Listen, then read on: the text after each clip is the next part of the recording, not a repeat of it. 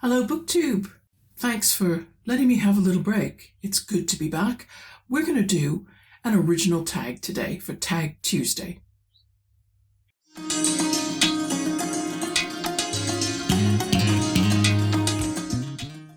Today's tag is called the Cinderella tag, and I've been developing it with Meg from Books Off the Beaten Path. We have our own little private chat room now where we cook up these little things like tags and just keep in touch in a way that's so much easier than just back and forth emails. You know how it is. And we came up with this. We felt that February, because it's very grey here. I mean, I'm taking advantage of the diffuse light coming in from the windows, but if I turned the camera around, you'd see it's absolutely cloudy outside, not raining or snowing, so I'm grateful for that, but nevertheless it still looks grey and grim. And I thought, how could we sparkle up February as much as it's possible to do so? And so I thought about my favorite fairy tale, Cinderella, where all those drab and drudgy things, Cinderella's own dress and the mice in the house and the other things, the pumpkin in the garden, all get transformed into something magical and glittery and lovely. And I thought, let's try to bring that to a tag. It's a simple tag. It's just 5 questions, and they're mostly kind of wish-based, bookish wish-based. Prompt number 1 is about the pumpkin that was turned into a coach. And the prompt is there a bookish event or a bookish location that you've not been able to get to ever, or you haven't been able to get to in a long time as much as you'd like to? And for this, I wanted to actually talk about a bookish event that we no longer attend, myself and the person who watches television.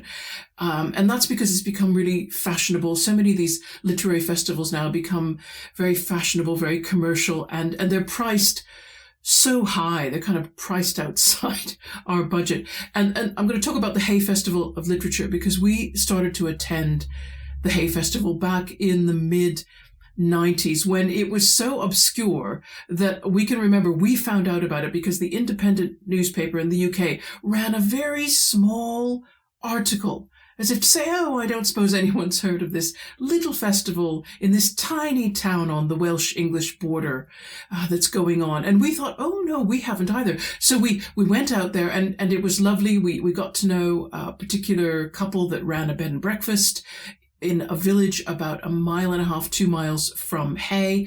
So we would stay with them, and we would walk into Hay if the weather was lovely. And it was a really lovely, bookish, nerdy atmosphere. The people that went to that festival were there because they loved books. And so you could sit at cafeteria tables, and the conversations going on around you would be other people who love books talking about books, often authors talking about their work, because they would be cheek by jowl with ordinary readers. And you might see somebody famous in one of the bookshops, but they would just be browsing. And so you would leave them alone because it wasn't that kind of thing. And we liked it that way. And around about the early 2000s, Barclays Wealth took on the financing of the festival, and guests started to arrive. In 2001 in particular, Bill Clinton came and spoke, and the ticket prices just rocketed after that. The accommodation prices rocketed.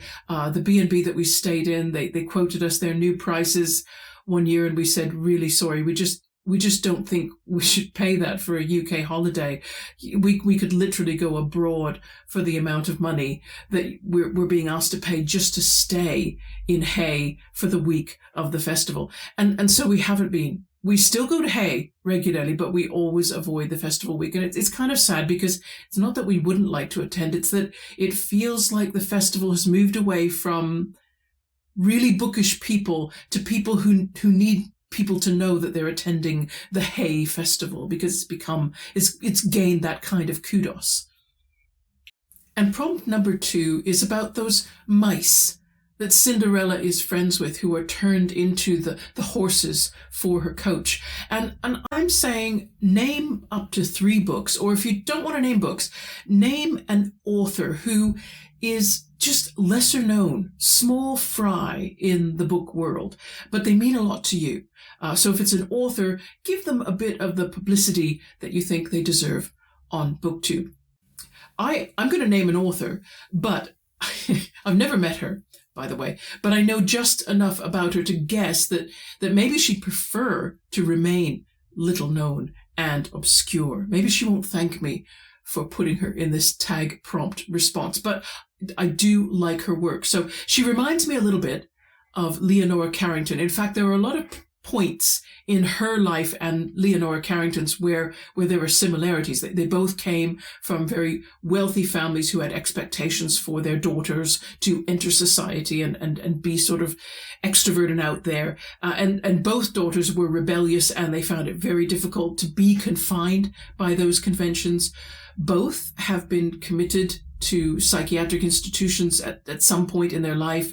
Both produce fiction that centers female characters, and the events that they describe in their fiction are either right at the border of what is real or just over it into the, this author's name is Sarah Maitland, and like Leonora Carrington, her fiction sometimes gets put into the magic realism category. I don't think that's quite where it belongs, but maybe what I need to do is read another one of her books that I own and have not read yet. Yes, I do have some, and talk about her in more detail. And of course, both women in their later lives also chose to live in sort of obscure, out-of-the-way places deliberately because they wanted the solitude and the freedom to pursue their own personal goals, as opposed to society's conventions imposed upon them. The only difference, in fact, I could find between Sarah Maitland and Leonora Carrington is that Sarah doesn't paint. She does do quilting, however, so she still has a hands-on creative sideline. Sarah wrote her first novel in 1978, and that won the Somerset Maugham Award. So she clearly came out quickly as a writer to be noticed. She's written 7 novels in total, 9 short fiction collections, and several essay collections. After her son left for college, she took a deliberate decision. She was alone, and at first she said she didn't enjoy living alone, and then she began to realize, no, this really suits me. And so she's one of the few modern women that I know who are living a life of solitude and contemplation, but they're not part of a religious order. Although Sarah Maitland was married to an Anglican clergyman, and after that marriage split up, she decided to convert to Roman Catholicism. So a number of her nonfiction books are about religion. And one of the books that I found really helpful way back in the early 2000s, when I was leaving fundamentalist Christianity and I wanted a broader scope of what were people doing within Christianity, what were people doing in other religions, what did people believe, what did people value. And her book, A Big Enough God, was extremely helpful. And that's how I got into her, and then found out that she wrote fiction and read, I think, one of her short story collections and one of her novels so far. And she's also given interviews where she talks a lot about the need for solitude and silence more in our everyday lives. I mean, obviously in hers, she's made a special effort to create solitude and silence, but she wants to talk more generally about how much is it needed in individual lives, and do we take note of how much we need and ensure that we have it. We're always very good at networking. You know, society encourages us to be extroverted and out there and connecting with people. But then the question is, are we getting enough silence and solitude? Do we even know how much we personally need? Anyway, that's enough for one prompt question. There'll be lots of links in my description box to interviews. I think her literary agent's website write-up about Sarah Maitland. She's just an interesting character now, and I would like to read more of her books. But let's go on to prompt number 3. Prompt number 3 is about the glass slipper, of course, the glass slipper of Cinderella. And I want you to name a book that you lost, or you gave away, or you had to leave behind. And now maybe you're thinking, oh, I really could use to replace that book. So my father had a lot of books. He's the reason that I'm a reader, because we had a huge bookshelf down in our basement. We had it built in, and one whole wall was just solid bookshelf from floor to ceiling, with cupboards and all kinds of things. And he just had loads. And the last place he kept those books was in the bonus room, which was built above the garage of the last house he lived in. And that bonus room had to become a bedroom. I don't remember why. It was maybe, I can't even remember the date, but let's say 2005 for argument's sake. It was definitely in the early part of the new millennium. And so he had to get rid of all those books, pare them right down to what did he really want to keep. And I wasn't around, obviously. I was here in the UK. And at the time, I thought it didn't matter to me what he did with his books. They were his. He could do what he liked. But looking back now, in hindsight, with the gift of hindsight, I wish I'd had the chance to just look over those books and pick a small number to keep as mementos. One thing I do remember that we had in all those books was a very old edition of the Complete Encyclopedia Britannica. Not the 1911 edition, which I understand is quite valuable, but I think ours must have been early 1920s or thereabouts. Could have been 1930s. But I just would have liked to have held on to that set of encyclopedias. And question number 4 is about the ball gown, Cinderella's gown. And in this, to tie in, sort of, I'm wanting you to name a book that you have not read yet, but what you've heard about it makes you think that it's going to be a perfect fit for you. And this isn't so much about a book. So use this question creatively. If I tag Joseph Francis Burton, I know he's going to do that anyway, but you can all be as creative as you want with this question about the ball gown, because I'm not going to name a book as such. I'm going to do a shout out to a booktuber, to Mike at Riff Raff's Reading Renaissance, and I'm going to put that up here. If you have not found his channel, go find it. He's lives in South Africa, and he's starting a project, he doesn't know how long that might take, to look more closely at South African literature. And I'm pretty sure that's a corner of the literature world that isn't well covered, and he's perfectly placed to cover it. And his first video was fantastic. There'll be a link in my description box to that first video, because already I've picked out a couple of books from there. Myself and the person who watches television, we both watched that first video together of Mike's, and we were immediately attracted to Andre Odendaal's book, The Founders, which goes back and traces the intellectual history of the ANC, of the African National Congress. We didn't realize how far back it went. So it was one of those gaps in our knowledge that Mike revealed to us. And so we thought, well, we have to have this book. We need to know the names of the people who eventually created the African National Congress, because it goes back into the mid-19th century, which we did not realize. And we know that we don't know any of these names, so we wanted to get that book. And also very, very interested in reading Looking on Darkness by Andre Brink. And that was the first book written by an Afrikaans author, which was banned in South Africa. There had been other books by other authors, but there'd been no Afrikaans authors and their books banned up until the point this one was published. I think it was oh no, I'm going to get the publication year wrong because I didn't put it in my notes. So Mike, I tell you what, go to Mike's video. He dates it. You're all good. Don't listen to me because I'm not prepared.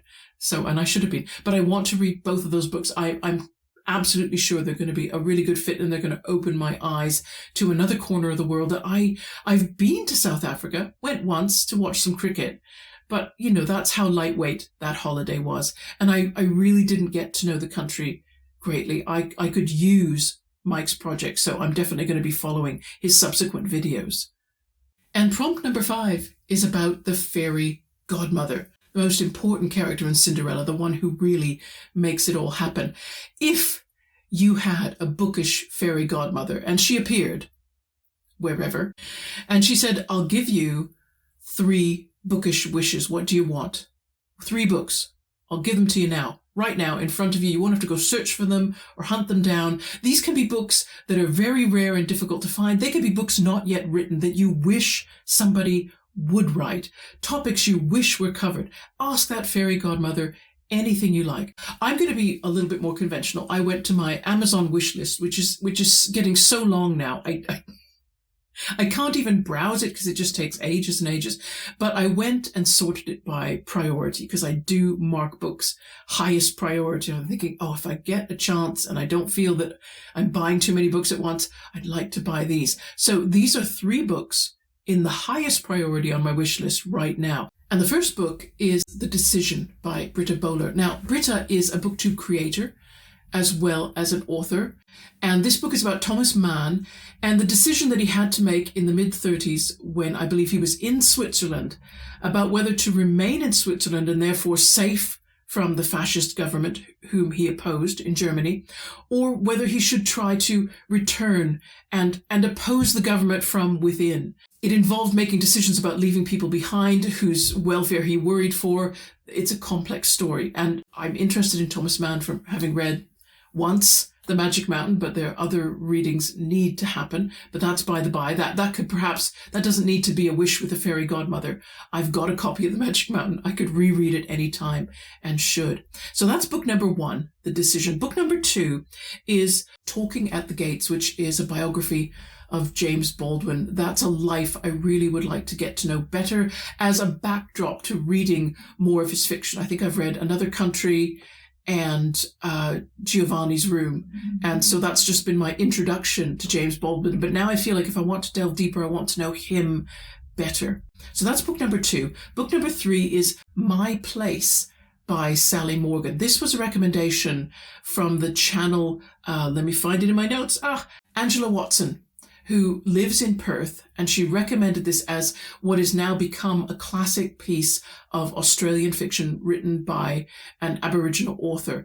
And it is about a young Aboriginal woman who tries to piece together her past and reconcile herself with it. And I understand it's now read in schools in Australia. And I thought, I've never heard of this book or its author. It seems kind of foundational. I probably should read it and be able to say that I've read it. So those are my 3. Not that I couldn't go on and on. That fairy godmother could be exhausted by the time I finished with all the books I'd love to have instantly, just now, just for the joy of having them, because I know that I will definitely read them sometime. But I have enough to read right now, as you can probably tell from just looking behind me. So we're just going to settle for those 3. And that's it. That just leaves me with, I suppose, the 6th prompt. The last prompt of every tag is, hey, tag some people. So I'm going to tag some people. As usual, Joseph Francis Burton, Marion H. If you want to do this tag, please go ahead. And then there's some other people. Raina Reed stuff, Debs. I'd love it if you did a version of this. I just think it'd be interesting to hear your answers. And Abby Reads. Now, this is a new channel, by the way, everyone. And again, there'll be a link in my description box. Please check out Abby Reads. She's fantastic, very eclectic reader. And I have enjoyed watching. I think she's made about 6 videos so far, including her newbie video. I just loved the variety of her reading and the depth into which she discusses her reading. She discusses why she pairs books together. And it's just fascinating. Please go visit her. So Abby, I tag you. I don't know if you want to do tags. If you don't want to do tags, never you mind. Just take this as it's a wave. Okay.